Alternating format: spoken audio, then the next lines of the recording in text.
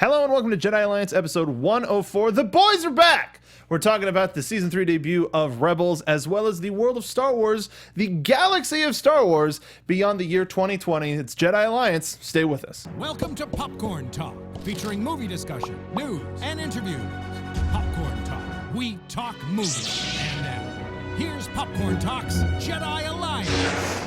Hello, everybody, and welcome to another episode of Jedi Alliance, a celebration of the greatest saga ever told. We got John Rocha back! Finally! It's been a very storied couple of weeks. Yes.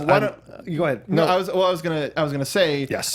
You have been so busy. Yes. So ridiculously busy. Why don't you fill in the folks at home about what you've been up to? Yeah, the past so couple much weeks? stuff with the Schmoes Know, working on the top 10 show. Also at Universal Studios, they've also handed me another role in The Walking Dead for now.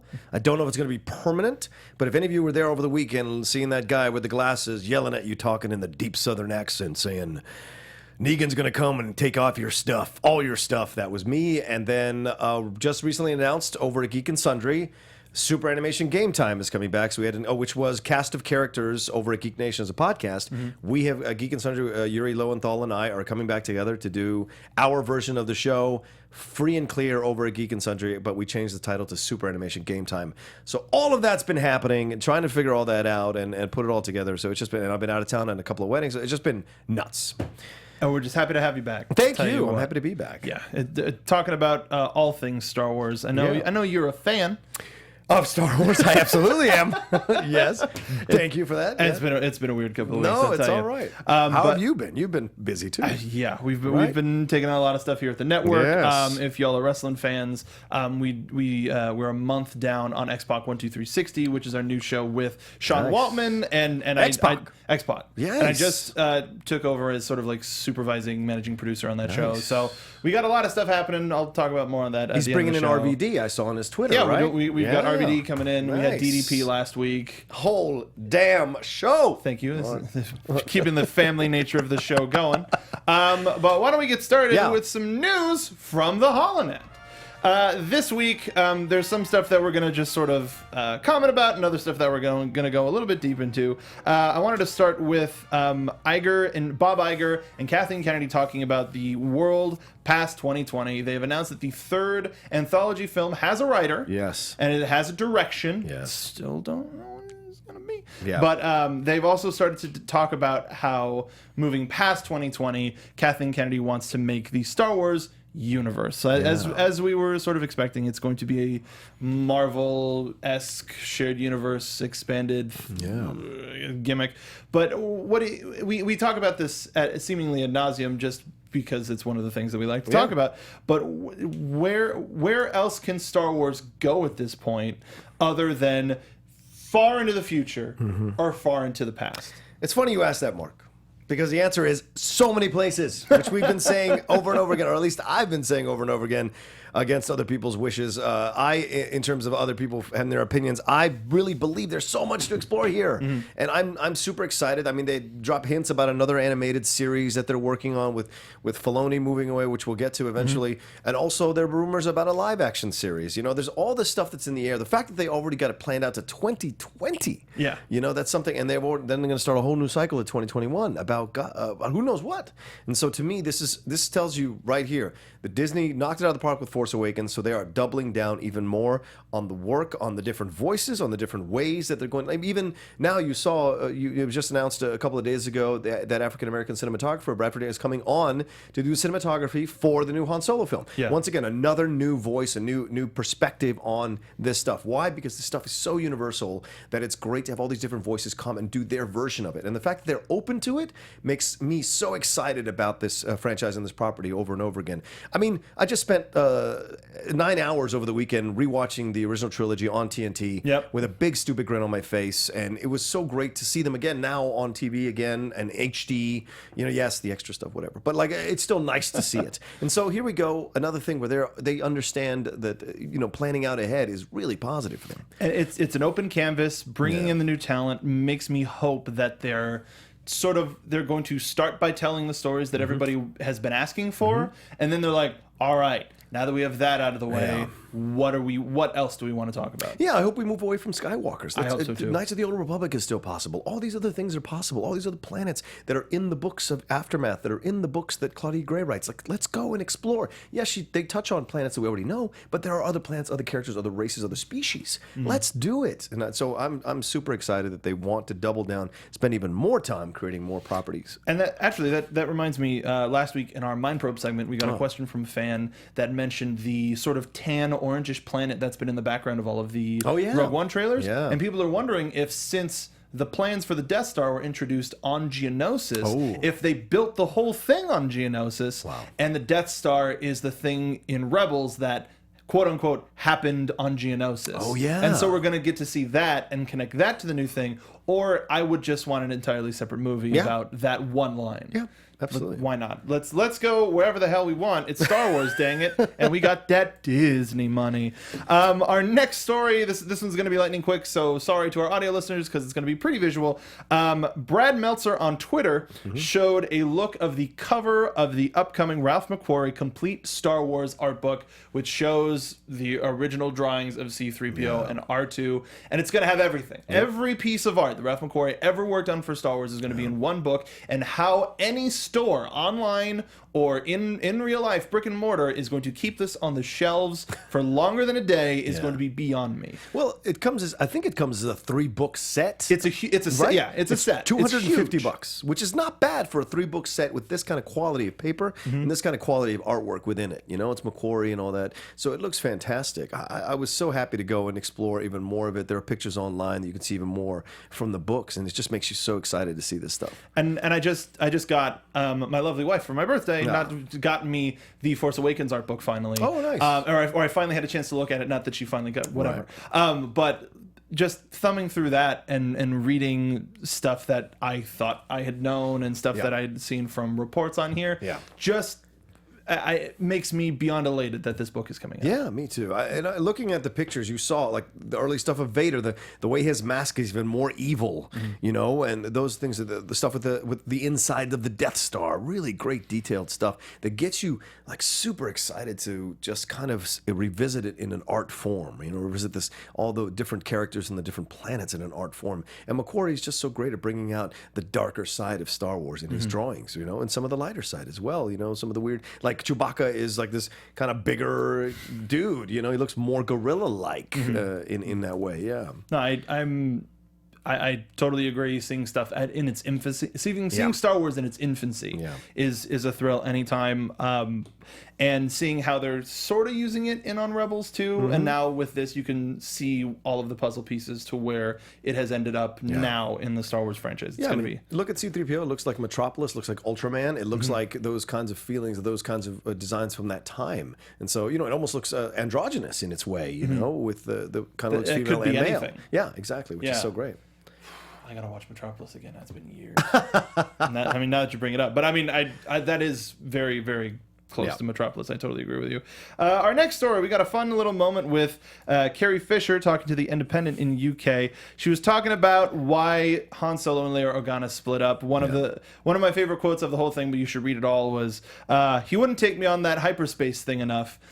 That's a euphemism. But he also mentioned he spent too much time with the hairy guy and all fun sort of silly things. But what was what did you put together in your head for why Han and Leia weren't together in Force Awakens? It's such a great response from her, and it's typical Carrie Fisher, which we love so much. Just off the hip and totally like playful, straightforward stuff, and she's so much fun to do that. So, but in my mind, I think there's a hint of truth in what she says. This whole idea of him like going back, smuggling, you know, do this, like maybe he couldn't stop doing it. You know, there's plenty of relationships where you see and you hear women try to stop men from doing these self-destructive stuff, and they're still doing these bad things, but men are driven to just do certain things, and they just can't stop some, you know. And so you see that, and that's certainly possible. Maybe she just got sick of it after a while and was like, look, this doesn't work. No matter how hard we try to make it work, we're just maybe just a bit too different, and it happens all the time. Obviously their affection or their care for each other has not waned, as you saw in that scene in Force Awakens when she comes off the carrier ship and he's there. There's still affection there. It may not be union, but it's still affection. And so it just seems to me like they hit some kind of wall where she couldn't stop being who she is. He couldn't stop being who he is. And eventually, as they get older, they instead of fitting together, they found that they were better separate. And I think we saw that in Bloodline too. Like they were only communicating to each other through holovid. Like he showed up in the nick of time once. Yeah. It could have been a situation of you seem to be there every once in a while when I need you, but not when I want you to be here. And then they couldn't deal with Ben finding out about his grandparentage together. Like there's so many important life moments that it's like, well, while you're off doing that race thing, I'm just gonna, I guess I'll keep doing politics. It's sad, but Carrie Fisher has a great way of making it very cute. What about you? What are you thinking? Before I think it was something like right up. I don't think that it was years. Okay. I thought there was maybe a year, some months, but it after seeing The Force Awakens, I think it was definitely Ben related. Yeah, and it might have even been at his turn where he was like, all right, we tried. That's it. Yeah. We're done. This is what happens when we try to be normal. I'm going to go back to my normal. Yeah. You stick to you. Well, people talk all the time in relationships like the loss of a child exposes the fissures that have been kind of quiet underneath the surface in a relationship or in a marriage. And so it leads to a divorce because without the child there as a buffer, they kind of have to face each other. And maybe that's what happens. That's a good point. Sometimes people think a child might be the right way to... And they go, well, we have to do it because it's the will of the Force and we need to continue the Skywalker line. And they went, what have we done? Right. Man, maybe we'll find out more in Episode 8. A lot of tragedy. A lot of tragedy. Next story you touched on a little bit earlier. Dave Filoni is prepping Justin Ridge to be the new supervising director of Lucasfilm Animation. Dave is going to be focusing on writing and producing to let Justin Ridge in on Rebels, and he worked on Clone Wars. He worked on Avatar: The Last Airbender. Yeah. Very storied career. What do you want to see Dave work on next? That new animated series? Mm-hmm. Well, go ahead. I'm sorry. Cool, because I think Dave has taken a torch and ran with it for now 8 seasons of Star Wars animated television. Yeah.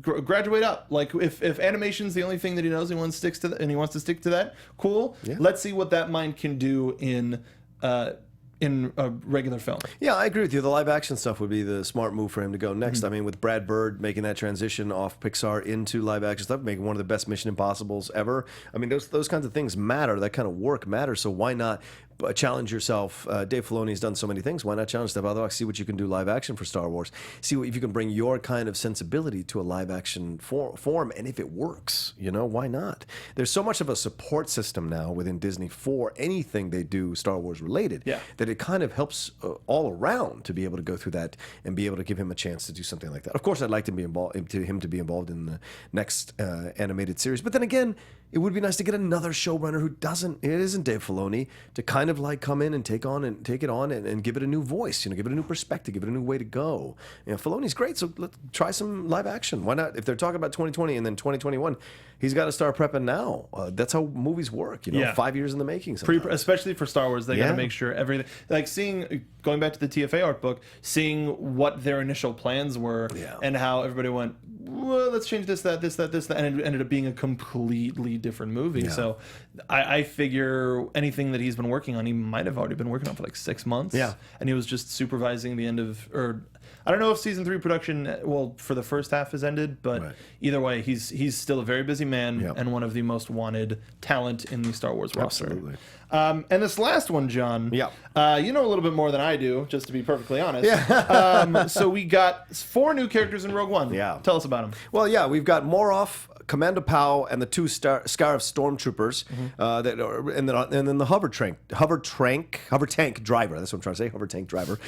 Really fun stuff that was shown off here. If we can take a look at the picture, is it coming up here? It's about to. Yeah. Oh yeah, there it is. Look at that. Look at so much fun to look at that. Moroff. Look at Moroff. I don't even know how you would describe that. Right? It's almost like a weird kind of dog, don't you think? Like a weird kind of was seemingly like the in the back to tank, like Yeah. he's on life support. Yeah, right. And then you have Commander Powell, who looks a lizard-like, and then you I have, like him a lot. Yeah, apparently he's involved with, and we find this out with just the details they've released with Jyn Erso, the intercepted Death Star plans. Apparently he runs into the battle screaming "Sakala, Sakala," and so this is like already you see this kind of interesting character that we're going to get to see on the screen. Good to see another breed of stormtroopers. Good to see another version of stormtroopers with the Scarab. Right? Always. Yeah, and it's different looks, different color. You know, it's very akin to the military. Here we see, you know, the sand camels versus the regular camels versus the jungle camels versus the water camels. Like all of it is different, and so you see all of here. I love how the different, and it still feels 70s. That's what's so brilliant about the creation. They almost look like those action figures that you would have in the 70s, you know. And then you have the hover tank driver, which I noticed in the Rogue One trailer, and no one talked. Yeah, no one talked about it. No one mentioned. No one made a big deal out of it, and I thought it was awesome. Like it's something more powerful. It's a sleeker, tighter uniform for a stormtrooper, and it just makes me excited to see what they can do with that, because they rely on the thick skin of their vehicles to protect them. So they got to move light and through the war. So what can we see? And I figure in and out of the tank as well. Exactly. So many of these still scream Ralph McQuarrie. Yeah, and like you mentioned, super very 70s. good points.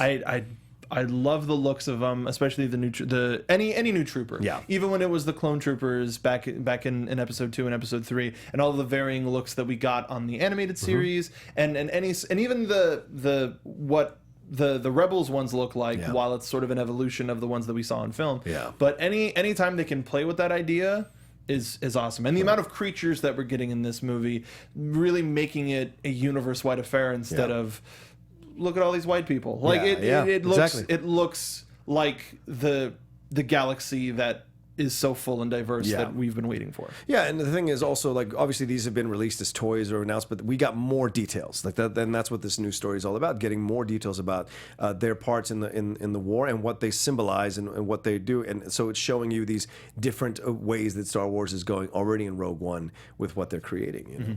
And Rogue One doesn't. If you didn't think it had enough steam behind it, anytime we get these character reveals, it's just like, I want to see what they do. I got to see that in motion. Speaking of toys, though, John, you know what next week is, or what this Friday is? What?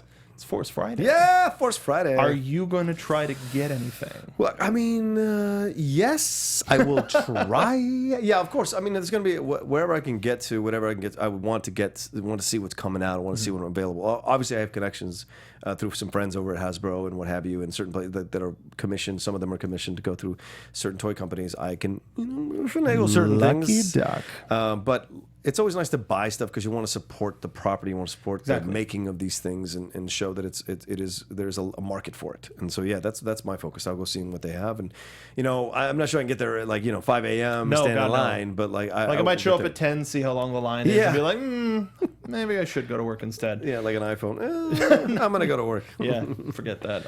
I'll wait till there's more of them and they're less expensive. Guess what I'm talking about. We'll go from there into our main topic, which will be talking about the Rebels Season 3, Episode 1 review, Steps into Shadow. Yeah. And this episode did so much more for not just animation, not just Star Wars, but entertainment. Yeah. And that's not just saying that as a fan and somebody who's just trying to... I like you, Star Wars, but I really think that they stepped it up. We talked about the season finale on the show, and it was amazing. Yeah. And this set up so much more of a complex stage than we were thinking. Yeah. What are your initial thoughts on the premiere? There's just so much to consume here. So many changes to the characters. You have an Ezra that's a little more leaning towards the dark side a little bit, letting his emotions, as a teenager would. I think this is what's interesting about the film. I was having a discussion with a friend of mine who writes for Hypable, and we were just talking back and forth about it on Twitter, on direct message, about the episode, right? About how it's Ezra folk, like it's becoming even more clear how it's like all about Ezra and everyone else is in the background. But I also think you kind of need that because he's been your lead character from the beginning. Yeah. So any problems they run into, any stuff they go into, it's because they've all kind of tacitly agreed to be part of this team and let Ezra kind of come into his own as a warrior. And Sabine she kind of took a step back. Hera kind of took a step back, but Ezra's the one that's kind of being the focal point and causing the problems or solving the problems. And so what can we do with that? and we see him kind of. I mean, I think there was this awesome shout out to Rogue One to that picture that I forget the actor's name, the Asian actor who's playing the blind guy. Donnie Yen? Yeah, Donnie Yen posted that picture of those 3 Stormtrooper helmets. And then to see that image show up in the Rebel season, I was like, oh, is this where they're connecting this stuff to Rogue One and to A New Hope? This was interesting to me. And he was hiding the Hulk underneath, all that. So it was just interesting to see the explore. And then we have Kanan and Bendu, and to me, my brain just exploded at Tom Baker voicing. As soon as the voice came out of Bendu, I just was like, "Wow!" Oh my god! That quiet, that reserved. Yeah, right. I love the Bendu. Yes, absolutely, and his. It reminded me of Yoda. Yeah, like of just quizzical. Like, what are you talking about? Who are you? I'm Kanan Jarrus, Jedi Knight. Well, Kanan Jarrus, Jedi Knight. That's a weird name. I'll just call you that in its entirety for the rest of our time together. But the simplicity in describing the Force and what it can do for you, I loved his idea of. I mean, you make the choice to be bad. You make the choice to be good. You're not just inherently that. Well, that's what's great about that is it's pushing that idea out there, right? We think, oh, you've gone bad if you go to the Siths, or you become a Sith, or you become go to the dark side, and then there's the light side. But then a lot of people do some terrible stuff on the light side as well, So it's a matter. What he's saying is, you go in as you are, and the Force doesn't make you anything. It gives you the power to become one way or the other. It's your choice what you become, and that's a great new angle, a great new take that's now canon and can be talked about and used and discussed on film, in dialogue, in scenes. And that's, to me, is exciting, because once again, you're expanding the property, you're expanding the perceptions of the property, what you're doing with even something as basic as the Force, which is the whole tenet, the underlying tenet of this entire franchise. You're giving whole new perspectives on it, which we saw in the comic books. And so to see it come now into canon fully on Rebels was great.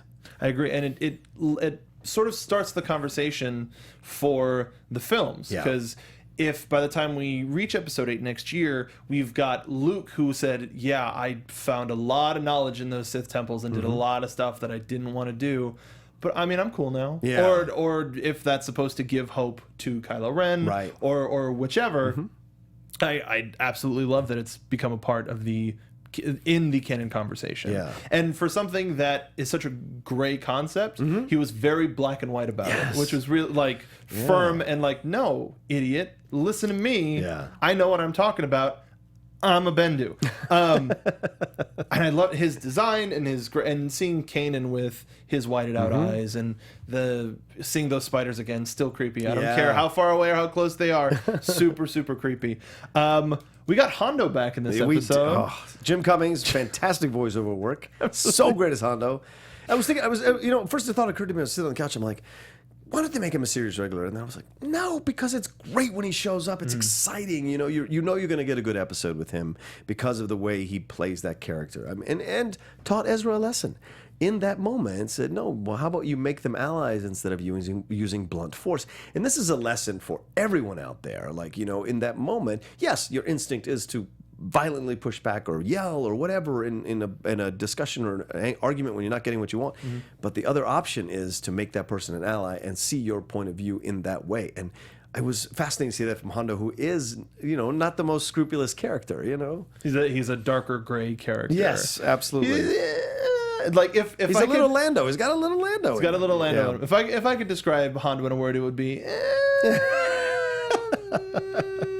a Hondo pirate. Yeah. Right.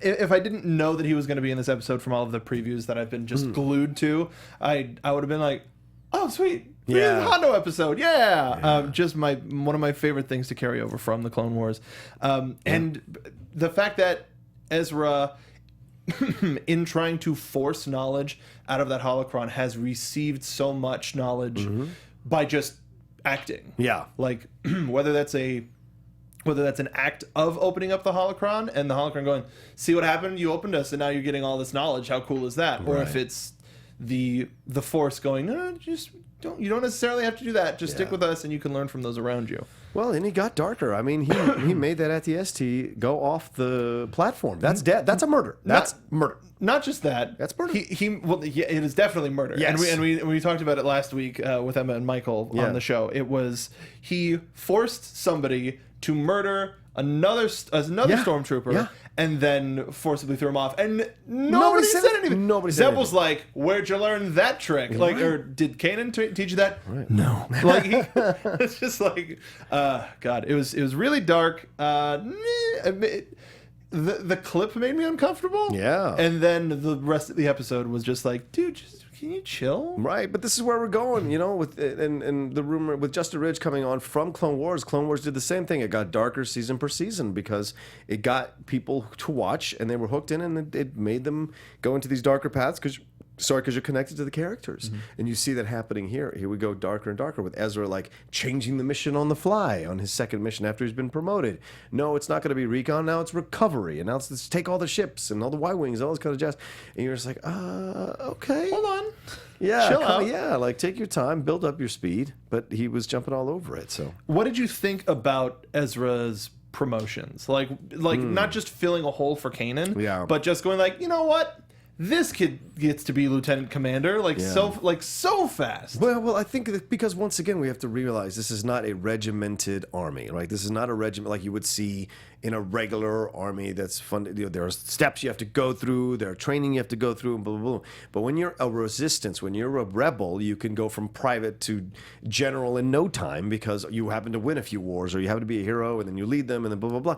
And so to me, it's more organic or constantly changing, who can be what and what rank and what have you, depending on the situation, right? Like after you came back, messing up that mission, certainly not lieutenant commander or shouldn't be.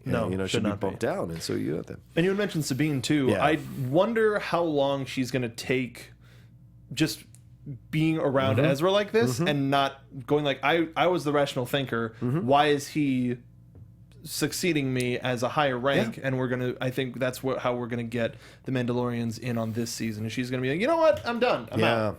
No one's listening to me, and I'm one of the most rational people here. Absolutely, and that to me occurred to me last night as I was watching it too. Like, there's a slight hint of misogyny here, and we have to be honest. We have to tell the truth. Like, there's a slight hint of misogyny here that Ezra can mess up and cause people damage and blind Kanan. Like all his stuff he did caused Maul to become powerful again. Caused Ahsoka to have the fight with Anakin. Caused Kanan to get blind. So it's like, why are we following this guy? Why not Sabine? Sabine, who's been smart, who's been a good warrior, who knows, can handle herself under pressure. We've seen that in numerous episodes, and she has her moments of rebellion at times, but for the most part, a very level head on her shoulders, and should be leading missions. Not Ezra.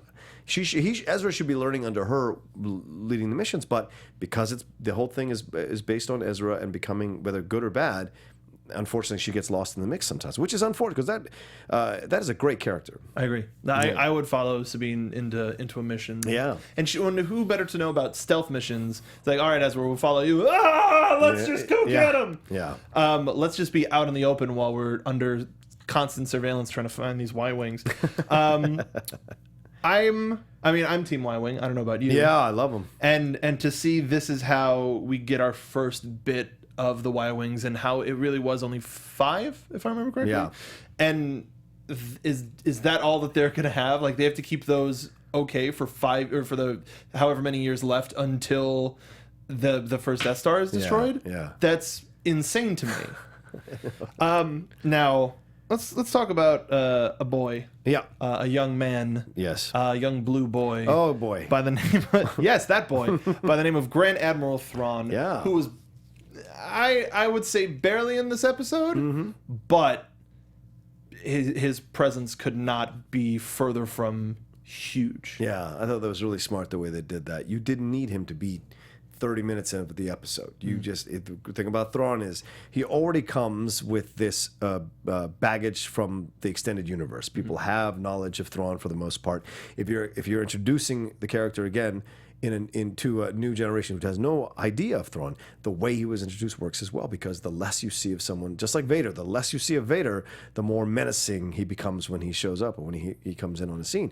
And so you see that already with Thrawn, and he has a plan, and it's a larger game plan. It's way larger game plan than we've seen before, where they're just trying to stop any of the rebels at any moment from doing anything. He is more like he's playing the long game to where he's going to trap them all. The fact that Ezra's mistakes made these more ships come to save him, then it's confirmed to Thrawn that, this is a bigger force than we thought. It isn't just some small. And so he got his intel that he needed because he made a situation, because he didn't have them attack Ezra. He said, do not stand down. Let's see. Because he understands it's a longer game. And that's such a great way to introduce him. It's a whole nother level of villain than we've had on this show. It makes you wonder what his next move is, and a little scared, because it's like, what does he know that we don't? Yeah. And all of the other Imperials are like, this guy. What's the big deal about this guy? Right. And it's frightening. Yeah. It's truly scary, and I am beyond excited to see what happens. Do you think, knowing what we know about the current line of Star Wars TV movies, everything, do you think that knowing what happens with the rebellion will affect your reactions to Thrawn, like throughout? Do you think he goes, oh, well, this isn't going to work because this, that, and the other thing? Or do you think they are going to have to push something to be like, oh, no, okay, that person's dead. Yeah. People are going to die. Yeah, well, it's certainly possible. And what's great about the Thrawn character is that we don't know who's going to show up that he's going to do stuff to. We don't know how he's going to play it out. And we don't know yet. Because, once again, this is not written about in any of the books. So you're putting Thrawn into a whole new situation that nobody's ever written about or created. So, okay, you've got Thrawn. You're going to establish Thrawn as a character, but then you're going to take him in what direction, right? Who is he going to kill? What is he going to destroy? How is he going to affect this crew? He needs to push this crew to the brink. Once again, every year, this crew grows more and more because of their experiences. So now we have an older Ezra who's a teenager, and so he's going to have a male teenager and let his emotions get ahead of him, go and do certain things that he shouldn't be doing and cross certain lines he shouldn't cross. So you've got this other idea with Thrawn coming in, who's a very measured warrior, very measured man, or male, and so he has his ideas of how he's doing things, and so it's going to be interesting to see this war and what happens if Ezra converts or doesn't convert, and how much Thrawn will manipulate him to get to an end result by the end of the season. I agree. Thrawn is frightening. Going back to Ezra and him using the dark side. By the end of Kanan's adventures with the Bendu from this set of episodes, he gives the holocron to the Bendu. Do you and it moves like it. He's just willingly using the Force to play with it like it's a toy. Do you think anything will happen as a result of the Bendu using the holocron? Yes, of course. I think there's no other reason they would let him have the holocron if it isn't something that's going to become a battle between Ezra and Kanan. And I think that's going to happen with the Bendu in the middle. I think what you see, like the way Ezra was like, hey, at the end, like, thanks for coming back. Really appreciate. So what did you do with the holocron? I mean, they're right there. There's your thing. It's almost like the ring in Lord of the Rings, right? It's like once you possess it, as soon as it leaves you or someone takes it, you have this impulse to get it back, this overwhelming impulse to get it back. And you see that with Ezra. Like, if you take away his source of what he's discovering is his power, how much power will he have, or will he regress, or will he not feel as powerful without it? And that's his fear, and that's the natural fear of a teenage male. Like these little things that can make him go crazy for no reason, because he doesn't understand how to see the long game. No holocron. Go to your room. Which was great. Very, very childish. Like Ezra was, like, maybe not necessarily on the same scale as he was kind of in the beginning of season one, where he was just the quirky kid that everybody's supposed to like. But at this point, he's just irresponsible. And I don't understand. I still don't get why Sato is giving him as much as he is. That's so weird. And I want... Chopper almost died. Like, he got shot out of the sky. I mentioned it last week too, but I want Zeb to be like into it, to be like, yeah, this is a sort of a side that Kanan never went. Good for you, kid. Right. And then he goes that one step too far. Right. And then he's like, all right, you got to stop. Yeah. This is bad. This is wrong. What you're doing is wrong. I mean, he tried to pull rank on Rex. Mm-hmm. Right to his... It was like, wow. Excuse me? Yeah. That was so great. He just kind of stared at him. You know, like this whole thing is like, hey, don't get too big for your britches. But once again, this is a teenage male. That's very believable. And the people who've been watching the show, I think, can relate to that situation. But I would like them in the future to do a little bit of a better job of giving all the other characters the right spotlight, the right focus, so that you believe that they would be willing to step aside and let Ezra lead them. Mm-hmm. And I didn't 100% always believe that last night, especially from Sabine or Hera. I would say Hera as well, because she was essentially just with Sato the entire time, which like she could be the wing commander and just be responsible for all of the squadrons and not have to go out. Yeah. Excuse me, but then she was all of a sudden, oh, Ezra's in trouble. Let's get in a ship and go save him. Right. If we saw a little bit more of what her new role is, then I agree. Maybe we'd be like, oh, so that's why they had Ezra be the person in command. Zeb, I'm surprised he hasn't been given more from a military standpoint. But maybe they're bringing back the whole savior thing from last season for later down the line. Hopefully we get another type of... What type of an episode do you want to see? Because last season we were surprised by the Callus and Zeb episode. Yeah. Because it was so intimate. It was just two characters and sort of broke the mold of what type of episodes we could see with the show. What type of an episode would you want to see? I think I'd like to see a Rashomon episode. And for those who don't know what Rashomon is, it's Akira Kurosawa reference to a movie he made in the 50s, a Japanese movie made in the 50s, which is about a samurai who possibly sexually assaults a woman there, and then it's everybody else's recollection told in reverse of what happened. Mm-hmm. So you're left with four perspectives. I think it's four perspectives, and you have to decide which perspective you believe or you feel is correct. And I would like to see that happen. A version Ezra, of that, not necessarily... No, not the action itself, but like a version of like Ezra going on a mission, making a mistake that causes harm or even death to somebody involved in the mission, and then the four different people involved in it giving their version of events, so that you're left with this idea of how four different perspectives on one situation can really lead to can really lead to a lot of misunderstanding and a lot of like mistakes. And once again, it's in the maturation of Ezra. So I would like to see something like that. Interesting you say that, because I would want to see something from the ground troops.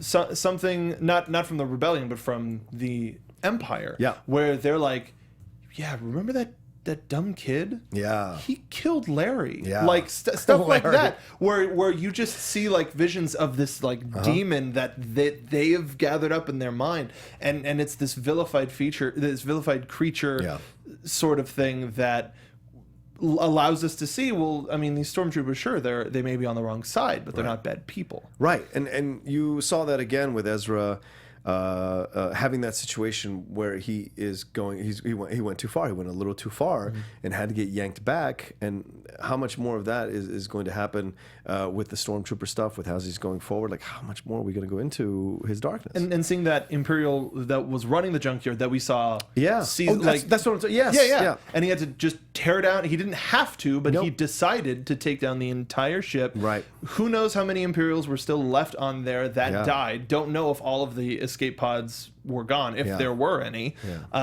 So it's...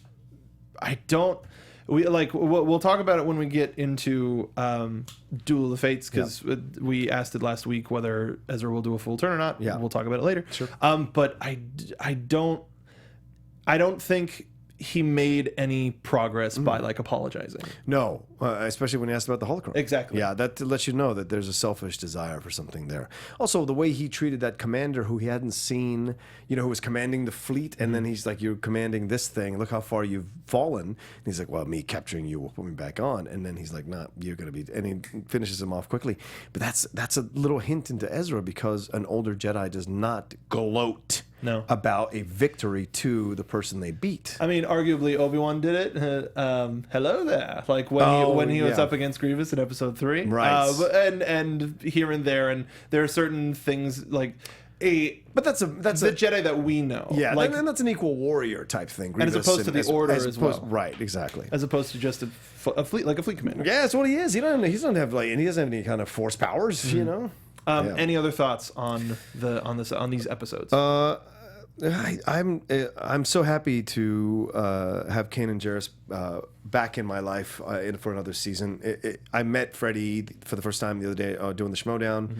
He is such a kind guy, such a good guy, and so to have a regular conversation with Freddie and then watch the voice work that he does on the show gives you a whole another perspective on how good of an actor he really is with this kind of stuff, and how well Kanan is like something that he is creating and has created over 3 seasons. And it's fantastic to have a regular conversation with a regular voice and then see how much deeper he's going into his register, how he's pronouncing certain words, how the pacing of the sentences. So for me, I'm enjoying that, and I'm going to enjoy it through the season, like what he does with it, having now had this interaction with Freddie Prinze Jr. So. It was very bizarre going from recapping all of the Rebels stuff, and then for Video Game Movie Anatomy a couple weeks ago, we did Wing Commander. Oh yeah, which is an adventure. It's quite an adventure. So go ahead and watch that on Popcorn Time. So he fought against Sam Witwer. Sam Witwer is the voice of Maul. Yes, who's the voice of Maul in this series. Yeah. Do you know if that's up yet? Yes, it went up last Tuesday. Okay. Yeah. So go watch the Schmodown Yes. between Freddie Prinze Jr. And Sam Witwer. It's I everything that I've heard about it from you and from everybody tweeting down at the Schmoes, it looks like at least it was a lot of fun. Yes, it was. Yeah. And watch me and Kristian Harloff go at it if you haven't yet. Toot toot. Yeah, all right. I wonder what happened. It's not like you've told me and that I'm excited about it. But why don't we move from there to our one of our favorite segments, Mind Probe. That's where you go to our Facebook page, you leave us a question, and we answer it. It can be something about lore. It can be something fun. It can be something silly. It could be what our favorite lightsaber color is, though we've answered that several times. So go back and listen to all of our shows. Maybe we should just post an FAQ of like frequently favorite movie, favorite lightsaber color, this, that, the other thing. Actually, favorite force power. Might do that. Might actually do that. So let's get started. I thought this one was fun. Okay. Colt Badu asks, how do you think Kylo Ren got Vader's helmet? A, just went to Endor. B, killed some Jawas. Or C, got a replica helmet from Unkar Plutt, which I thought was really fun. How do you think Kylo got the helmet? I think Endor. I think definitely, much like what we read in Aftermath, you know, him and Luke were off going after relics, right? So why wouldn't they go back? And why wouldn't Luke try to teach him about his grandfather, about his father? Because Luke's version of his dad is now a redeemed man. So why wouldn't he go back and find the relic on Endor of the helmet? And maybe that is everything. Like that's the thing that turns him. And maybe the helmet is a holocron itself, and it turns Kylo. We might find that out, you know. And so for me, that's what I think. I think him and Luke went and as they were hunting for relics all across the galaxy, they went back to try to find that helmet, or he got it from Luke when Luke has it saved in his, you know, in his where he was teaching them. That's what I think. Yeah. I think Luke had it as a reminder of you try to sense something from this helmet. You sense the fear, you sense the anger, and now we're going to take that and we're going to get rid of it. Yeah. But you can't just do that if you're a kid. So I think that is what I agree what Kylo used, or what Ben used to turn into Kylo Ren, and he keeps it as a relic to sort of remind him of why he's going down this path. Yeah. I like the question, but serious answer. How about one of yours, John? Sure. What'd you find? Speaking of rebels, we talked. The rebels established in the season opener there wasn't the rebellion on Yavin, but only Dodonna's rebel cell. So the new canon does not demand that every rebel in Star Wars Rebels needs to die before A New Hope. Do you think Star Wars Rebels might continue to run beyond A New Hope? I don't think so. I think if anything, we might get one last hurrah. We might get like a movie or something to show what happened at the Battle of Yavin. Yeah. But I did like the Dodonna name drop. Yeah. It's like, oh, Dodonna might need these. Yeah. What? It's connected. It's all connected. How about you? Yeah, I think it won't. I think the fact that we touched on earlier that they're already working on a new animated series, that leads me to believe that they're going to end this thing on the 5-year run like they planned, and then maybe do a like you said, maybe do a movie to kind of wrap it all up, and then move on to the next animated series, which may occur. I hope it occurs between Jedi and The Force Awakens. That would be awesome to see something going on there. See an older Leia. She can still voice it, and so can Luke, and Mark Hamill, and obviously Harrison Ford. So there's stuff to play with there, and you could get, of course, they'll probably get voice matches, but like you could still play with that idea, and I think it's great. And you can get the Rebels movie to launch the Star Wars network.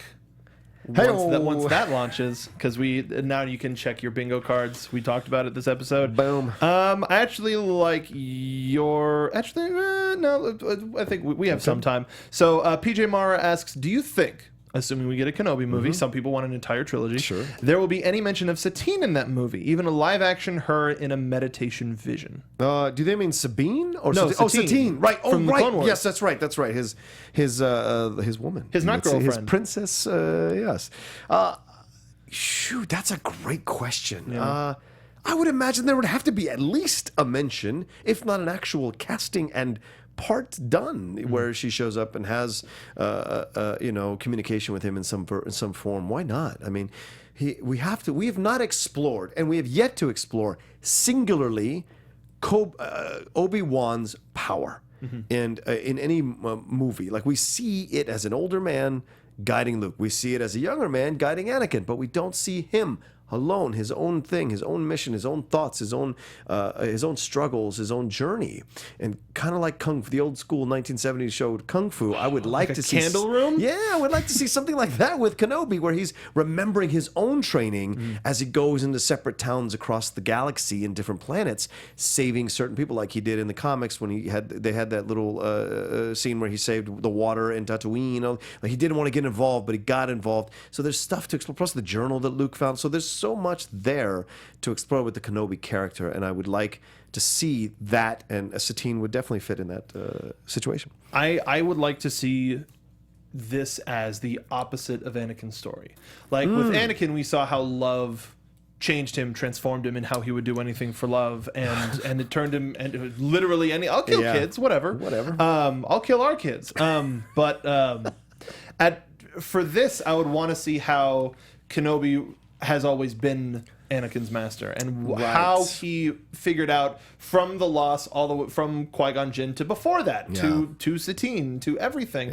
How with this time he has nothing to do but meditate and figure out how to stay on that straight and narrow path that he's always been on. Yeah, that's what I want. And a lot of meditation. Yeah, and keep tabs on Luke. Exactly. What is that to you? And he could see and bringing the flashbacks into it, he could see parallels from stuff that Luke's doing, going, man, if I just had like real friends instead of that like classroom lightsaber thing, I'd probably be a lot better adjusted. What was your other question that you got? By the way, that last question about Rebels was from Stefan Kruger, so I wanted to give him credit. Sorry, Stefan, I apologize that I didn't say it first. Yeah, you're fine. All right, Sebastian Fila sends us, what do you think about a Star Wars something movie, novel, comic, etc. retconning the midichlorian as a leftover for the Force interacting with an individual? I think that will take out every scientific explanation for the Force in a second. What do you think? Because I definitely have a theory. No, why don't you go ahead then with your theory? All right, fine. So I've talked about this a couple times, and I think it would work. Just like how in the real world we have outdated forms of measurement, outdated figures, the Earth being flat. That's still a thing, right? So I figured it would just be an evolution of this was a science that we thought we could understand, but we can't. So as a result, in between the prequels and now, the Empire would institute a midichlorian blocker that they think would stop, and it would just be a part of like vitamins for their stormtroopers. Like, here you go, here's a mandatory injection, and it's a blocker. And it worked up until it didn't with Finn, where he started to feel the Force. So as a result, it's something that it can still be scientific. It could still be what the Jedi thought would be the Force thing, but you figure out that the Force is such a strong entity that it really can't be explained. We thought we could, but it just ended up not working. Well, I mean, anything with science, like, you watch the stuff with Stephen Hawking, watching the documentaries when they talk about theories and possibilities and stuff that was known and agreed upon and believed, and then Along came Galileo. Along came all these different people that changed the perspective of your thoughts on what's happening, right? So why not? Why wouldn't the same thing happen? A progressive change, like anything goes through changes. Any theology, any idea of science, nothing is ever just 100% what it is from beginning to end. It's always changing, evolving, and so that kind of just. So why wouldn't the midichlorians fall into that? As the midichlorians rather fall under that umbrella as well? Maybe they realized this wasn't the right way to measure it. Maybe it wasn't always that way. Maybe certain people with midichlorians, maybe they're like being almost like a midichlorianist instead of a racist. And you're saying, oh, only they could have midichlorians. Only those midichlorians are of value. When in fact it could be just that this is an outdated form. Eventually they realized they can't just use this. Yeah. There has to be other ways to sense it. Yeah, and it could have been, speaking of meditation, it could have been Yoda, for years just going, man, midichlorians were a crock, man. Yeah. I can't teach that anymore. And he determines, or people like it just gets determined by people who are force sensitive. Yeah, well, let's just make it about feeling, because that seems to be a little bit stronger anyway. And if we started about that and we don't make it so scientific, then maybe people won't go, but I have feelings and I need to express them. Maybe that's a better way to go about it. Yeah, and the Force is like a religion, Mark. So what we learn in the New Testament and what you see in the Old Testament is not what you see in the New Testament, in the Quran and whatever, what have you. The Talmud, you see these differences as people change, as decades or generations of these people following these theories and these theologies change, so do their perspectives on the past stuff. So why wouldn't this happen the same thing? Why wouldn't the same thing happen here? And as much as we like it or don't, midichlorians are a part of canon. Yes. Let's figure out how to make it work. And I think that going the philosophical route and updating it like you're suggesting and I'm suggesting would be a great way for fans to come around on it. Agreed. I think.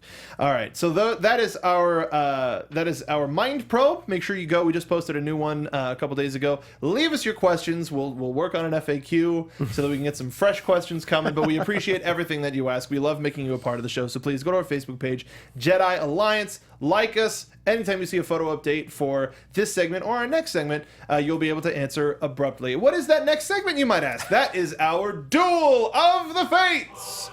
Last week's episode. Will Ezra stay on the side of good or turn to the dark side by the end of Star Wars Rebels Season 3? John, why don't you remind the folks what your theories are? Since the beginning, I have been saying, even when I was on Far, Far Away on Geek Nation, I have been saying Ezra will turn dark. I just believe it, and everyone's like, no, they wouldn't put it on a Disney show and make him turn dark. And I respect that. I'm not putting you down for feeling that way. But I'm telling you right now, I'm looking you straight in the eye. I just believe Ezra's going to turn because I think they want to redo the Anakin arc correctly. And I think you're seeing it happen here. It's somebody, Michael over at Hyperbole, the girl I was talking to, the woman I was talking to about Rebels yesterday, she said it's like Vader light. And so I get that. And so, okay, but the possibility is that he may be redeemed. He may go fully dark. Now, here's the catch. He may go fully dark, but possibly sacrifice himself when he realizes that he doesn't, that what he's done and redeems himself a la Anakin. He goes too far and goes, well, can't do that. Yep. Someone who's coming with me. Yeah, right. And then dies in the process, and then you have the end of Ezra, and you have a really awesome ending to your animated series, that he sacrificed himself when he realized he'd gone too far, and he fought back against his dark side nature because he realized the love he had for his friends. Yeah. I go ahead and tune into last week's episode. You can hear all of our episodes. It's very polarizing. We had one person who said definitely, one person said test the waters a little bit and then come back, right. And one person who said no. If you want to find out who of the three said what, why don't you go back and watch last week's episode? That's what I'm going to do to you. But for our fans, they said most. Let me guess. The Slytherin said he would turn. Did the Slytherin say he would turn? I am not at liberty to say. Most of our fans who answered on Facebook said that he will turn, but will try to come back to the light in various degrees of like, oh, dude, what was I thinking? But nobody as deep as just like, wow, if I'm going to kill somebody, it's going to be me. Yeah. I love that NSYNC song. But other than that, people think that he's going to ride the line. He's going to go gray. I think that he's going to go gray. He's going to sort of dabble to read the holocron and then be like, no, I'm a good guy. I also picked the dorkiest picture of Ezra that I could find for the light side. Oh. God. Go to our Facebook page and take a look at that. This week's question, though. Or actually, no. Before we go to this week's question, excuse me. Let me read some of the fan answers. Sure. Oscar Herrera says, Maul takes Ezra to Dathomir to undergo the same training that Quinlan Vos did with Asajj Ventress. Yeah. He will go dark for a season. Kanan will face Ezra and die. Ezra will realize his mistake, turn back, and kill Maul. So West Side Story. Yeah. Basically West Side Story. But that could be the opportunity of, what have I done? All right, Maul, we're going out together. Yeah. But that'd probably be the end of the show. Right. If Kanan, Maul, and Ezra are all dead, sure, that's the end of the Jedi. Right. But that's dark. Stop killing Maul. People love Maul. Yeah, well, he'll come back. Yeah. Chris Tari writes, I think Ezra's main intention is to gain a balance of both dark and light side of the Force, similar to the Bendu. From both, I have to say it like that every time, from both Kanan and Maul's teachings, but eventually in the end, he'll be consumed by the dark side, killing those he knows and cares for, and it'll be up to Kanan to put a stop to his actions. Yeah. It's gonna, if they're building to that fight. Whoo, doggy. I think they are. They're kind of they're redoing the Anakin. Yeah. If Kanan is Obi-Wan. You were supposed to be the chosen one. I have the high ground, Anakin. But even more so, like, Obi-Wan wasn't quite ready to be a master Yes. to Anakin, and Kanan was never a fully trained Jedi. This is important. I'm seeing it. He's still learning as Ezra is learning. This is important. And our last one, Daniel Jose Molina says, Ezra is going to kill Maul at the end of season 3, and as a result, we'll start to go down a really dark path. Interesting. What better way to turn to the dark side than to kill your enemy and think you're doing the right thing? Gross. That's Disgusting. some deep words That's Daniel some- is spouting there. We've got some more answers, so make sure to head to our Facebook page. But this week's question, what do you think is the reason for Leia and Han's split leading up to The Force Awakens? We mentioned ours. We want to hear yours. So go to our Facebook page. We're going to post this tomorrow. Let us know what you think led to the breakup of the Solo Skywalker family. John, it's great to have you back. Oh, thanks, man. It's good to be back. It's been a rough few weeks, and I'm sorry I've missed them. I missed okay. the shows, but it's awesome to be back talking all this stuff. So, and just as a little bit of a programming update for the next couple of weeks, we're going to be trying some times out. We might be changing the time slot of the show. Yeah. So please follow us at Jedi_Alliance to keep abreast of all of that. The 4 o'clock time slot, I'm kind of liking a little bit. Yeah, I like it too. So maybe it'll just be a time slot during the day. Maybe it'll be a day change, but we're going to be undergoing some changes for the better here at Jedi Alliance. So please stay tuned with us, and thank you for staying with us for all of these past couple of weeks that have been a little bit rocky and last minute changey and stuff like that. But until next week, whatever day that might be, John, what are you up to? What can the folks follow you on? Yeah, you guys can always follow me at The Rocha Says on Twitter and on Instagram. You see all the shows I'm hosting and co-hosting. Like I mentioned, Super Animation Game Time starting October 5th on Geek and Sundry. The Top 10 show over on the Collider Network. Go find the Top 10 playlist. That's where you'll find our show. The newest episode was Top 10 Westerns, which we did. For Magnificent Seven? Yes, for Magnificent Seven, which we did with Hal Rudnick, which Very was awesome cool. to have Hal on. Hal's such a big Westerns fan, so go and watch that. And also, I don't know, what else? Go watch my Schmodown stuff and listen to the Cinephiles, There you which go. is my new well, I guess I can't say new anymore. We've been 3 or 4 months since. Newest, yes, right, my newest podcast, where me and my film professor friend Steve Morris, we break down one classic film before the year 2000 over an hour. And last week we just did the remake, the Magnificent Seven, the original, second one, right? The 1960 one that was a remake of Seven Samurai. We broke that film down, and we've got so much more coming out that we have talked about and recorded. We're like 6 episodes in the bank, so it's good. all coming down. Yeah, we've got special guests, things of that nature. So there's a lot of films coming down, and we talk about it. We just break it down and talk about its legacy, its history, and what the production history was, and what it meant to the history of film, and what it means to us now in 2016, which is fantastic. And one of my favorite things that you do, unlike other folks, is you put out a preview Yes. to say, this is the movie we're watching, watch it, so that when you do listen to the episode, it's fresh in your head. Steve is great at those. He writes them and he records them. He's fantastic. I have so much fun on that show with him. Yeah. Good. I hope to be a fraction of the fun that you have. Of course I have fun with you. It's not, And it's it's not not obvious. just in Star Wars. Come on. But Yes. definitely watch all of the Schmodown stuff. I'm excited to see how far you get in the tournament. I think we all are. Dude. It's me and Mark Riley next. The former champ. So I'm nervous. Yeah. don't. Hey, man. Come on, it's Riley. You just here's what you do. Yeah. You're right. Wait. So if you could figure out a way to fit Bespin on your knuckle, like Shut up. Bespin. No. Oh, as a Just so you motivation. can be like, Oh, yeah, I yeah, got yeah. you, sucker. Yeah. Like something like that. Why not? Maybe I should get a gang tattoo across my stomach. Or Bespin across my stomach. Like Tupac had. I will do that. I will do that. Or even better, that planet that had Cloud City on it. Oh, yeah. Like, not just the full expression, not even the actual planet. That planet that had Cloud City on it. Then people will be like, well, what is it? I don't know. I never learned. I never wanted to learn. I wish you all the luck on Thanks, that. man. I'm excited to see where we go with this show. Yeah. For me, doing a lot of stuff here at the studio as well as elsewhere. Later tonight, I'm going to be talking about Indie Game the Movie on Video Game Movie Anatomy, which is an amazing documentary about the creation of 3 different indie games. It's a wonderful film, and it's on Netflix. I would highly recommend it. Definitely. I love documentaries. It's like takes a game that was made a few years ago, a game that is currently being made, and a game that is just started being made. Right. Back from 2012, and it's very interesting. Nice. Join us for that tonight, 6 p.m. live if you are watching us live. If not, we have our own podcast feed.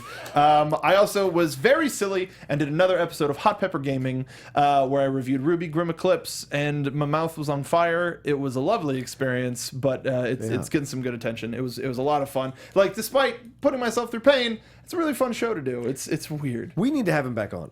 Yeah, he was a fun time, wasn't he? Remember back when we had him? He was a fellow guest with me, wasn't he? With Joseph and you. No, that was Bruce from Funhouse. Funhouse. Yes. Okay, well, but I would love to have Bruce back. Yeah, 100%. I talked to him a little while ago. Yeah, good. But they're super busy down there. Also, if you're a wrestling fan, I mentioned it before. Xbox 12360 is our new wrestling show. Sean Waltman gets in guests every week. We've had Scott Hall, Billy Gunn, DDP, and we're gonna have RVD on this next week. So make sure to follow him, The Real Xbox, for more information. Follow me for more information on that. Mark Donica. For all of us here, make sure to follow us at The Popcorn Talk on Twitter. Subscribe, leave us comments on iTunes, all of that fun stuff. So somebody do this official to wrap this whole show up. Thank you for watching and or listening to Jedi Alliance. You can visit excuse me, I misspoke, popcorntalknetwork.com to find a nice list of all the past episodes. How am I burping? I was drinking water. I don't understand. All the past episodes of Jedi Alliance and links to both YouTube and iTunes. Please also follow us on Twitter at Jedi_Alliance and Facebook at Jedi Alliance for all of the us-related news. This has been Jedi Alliance on the Popcorn Talk Network. We talk movies. Thank you for listening, because many Bothans died to bring us this information.